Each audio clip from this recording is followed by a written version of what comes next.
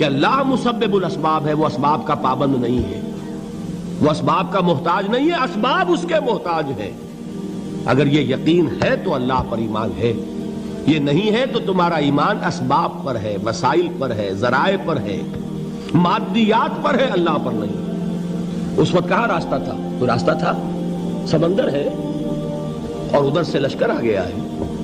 کلا ان معی ربی سیہدین۔ اب دیکھیے ایمان کہہ دینا آسان ہے، ہوا معکم اینما کنتم، جہاں کہیں بھی تم ہوتے ہو اللہ تمہارے ساتھ ہوتا ہے، لیکن اس کا یقین قائم ہو جائے تو زمین و آسمان کا فرق واقع ہو جائے۔ یہی بات ہوئی حضور کے ساتھ۔ غار ہے، چھپے ہوئے ہیں محمد الرسول اللہ اور آپ کے وہ یار غار ابو بکر صدیق رضی اللہ تعالی عنہ۔ اقبال نے حضرت ابو بکر کی شان میں چند اشعار کہے صرف، لیکن واقعہ یہ ہے کہ بھاری بھاری نظموں پر اور قصیدوں پر بھاری ہے، طویل ترین نظمیں اور قصیدے ہوں ان پر بھاری ہے۔ ہمتیں ابو بکر کی ہمت جو ہے، کشت ملت را جو ابر، جیسے بارش سے کھیتی اپجتی ہے، ابو بکر کی ہمت اور عزیمت اس امت کو اسی طرح سینچنے والی ہے۔ ثانیے اسلام و غار و بدر و قبر، وہ دوسرے تھے اسلام میں، دوسرے پہلے کون تھے؟ انا اول المومنین، حضور فرماتے سب سے پہلا ایمان لانے والا میں، دوسرے ابو بکر۔ ویسے ہمارے ہاں یہ چلتا ہے اختلاف، حضرت علی پہلے ہیں کہ حضرت ابو بکر پہلے ہیں، لیکن اس میں بڑی خوبصورت تطبیق قائم کی ہے علماء نے اور بہت صحیح ہے۔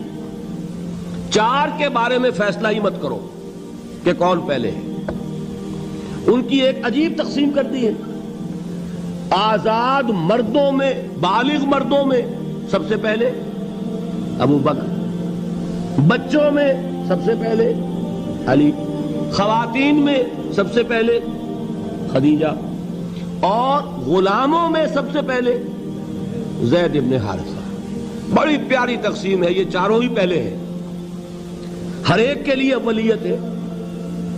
اور واقعہ یہ ہے کہ اگر زمانی اعتبار سے تعین ہوگا تو پہلے خدیجۃ الکبریٰ آئیں گی رضی اللہ تعالی عنہ، کسی اور سے بات کرنے کی نوبت بعد میں آ سکتی ہے، پہلے تو اہلیہ محترمہ سے بات ہوئی، آتے ہی پہلی وحی ہوئی ہے، ابھی تبلیغ کا حکم نہیں تھا۔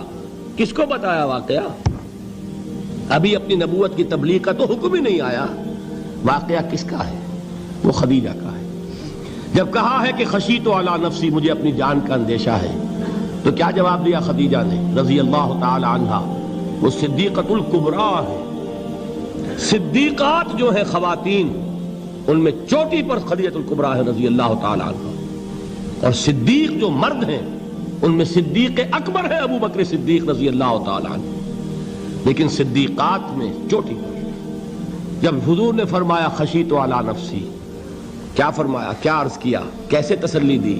نہیں نہیں، اللہ آپ کو ضائع نہیں کرے گا، آپ غریبوں کے ہمدرد ہیں، آپ مساکین کے تکالیف رفع کرنے والے ہیں، آپ بیواؤں کی سرپرستی کرتے ہیں، آپ مسافروں کی خدمت کرتے ہیں، اللہ آپ کو ضائع نہیں کرے گا۔ یہ یقین ہے اس خاتون کے اندر۔ خیر وہ ایک علیحدہ بات ہو جائے گی۔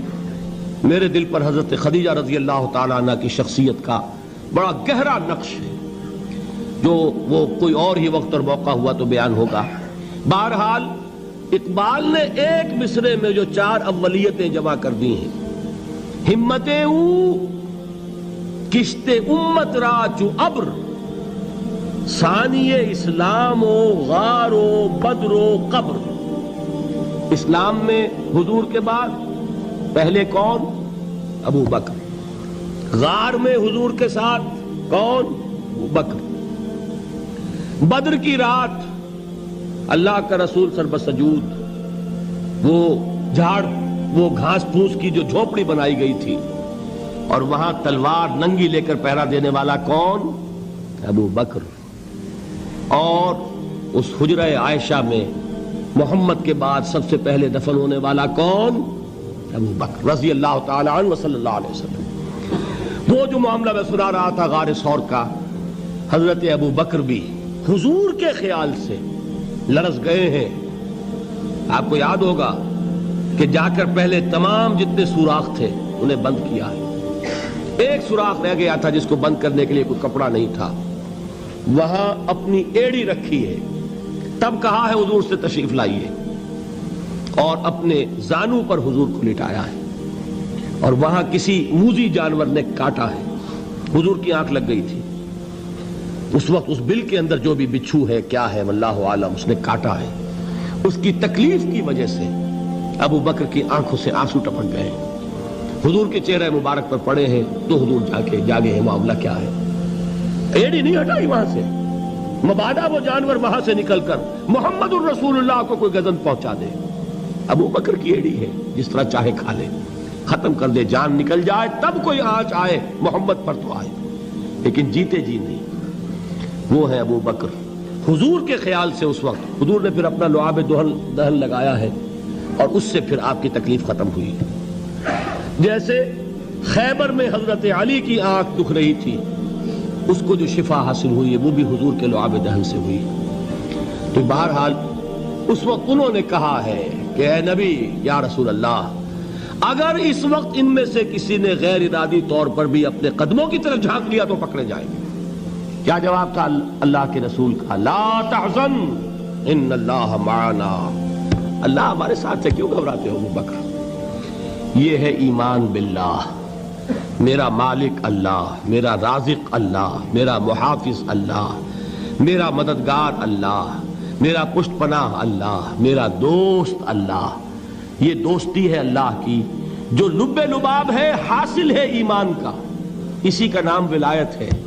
اولیاء اللہ کے سروں پر سینگ نہیں ہوتے. جس کے دل میں ایمان راسخ ہو چکا ہو وہی اللہ کا ولی ہے.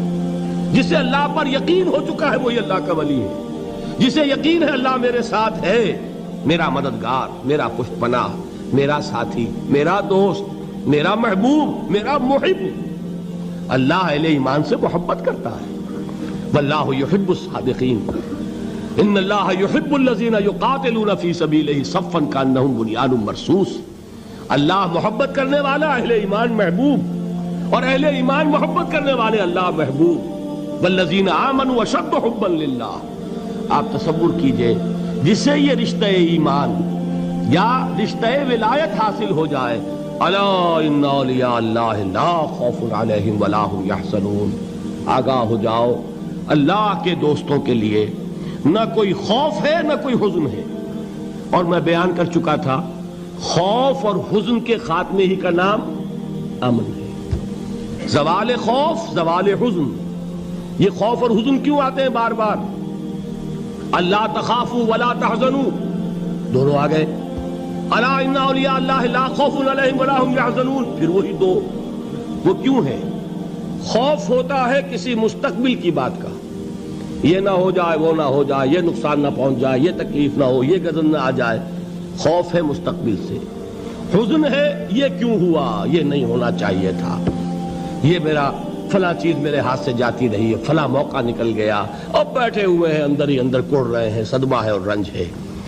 اور جو اللہ پر ایمان رکھتا ہے وہ جانتا ہے ما اصاب من مصیبت فی الارض ولا فی انفسکم الا فی کتاب من قبل ان نبرأها ان ذلک علی اللہ یسیر لکی لا تعصوا علی ما فاتکم ولا تفرحوا بما آتاکم واللہ لا یحب کل مختال فخور.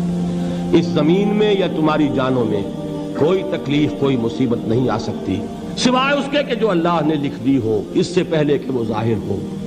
جس کو یہ حقیقت معلوم ہو گئی اس کو یہ طرز عمل اختیار کرنا چاہیے. جو چیز چھن جائے, جاتی رہے, چھوٹ جائے, اس پر افسوس نہ کرو. کس نے چھینی؟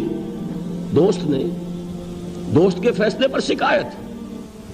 دوستی کو بٹا لگا رہے ہو, سرے تسلیم خم ہے جو مزاج یار میں آئے.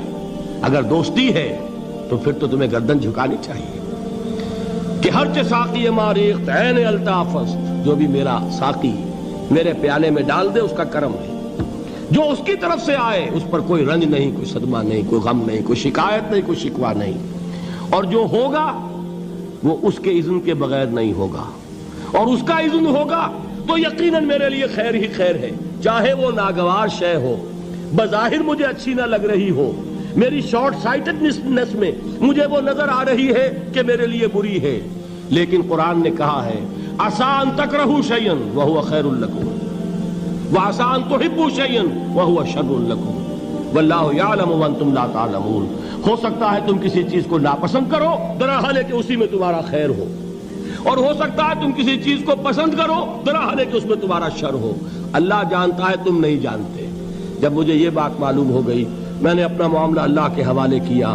سپردم بے تو مایا خیش را دانی حساب کم و بیش را، اے رب جو تو چاہتا ہے وہ ہو، تیرے علم میں جو شے میرے لیے خیر ہے وہ ہو جائے، میری کوئی پسند نہیں، میری کوئی چاہت نہیں، یہ ہے راضی برضائے رب۔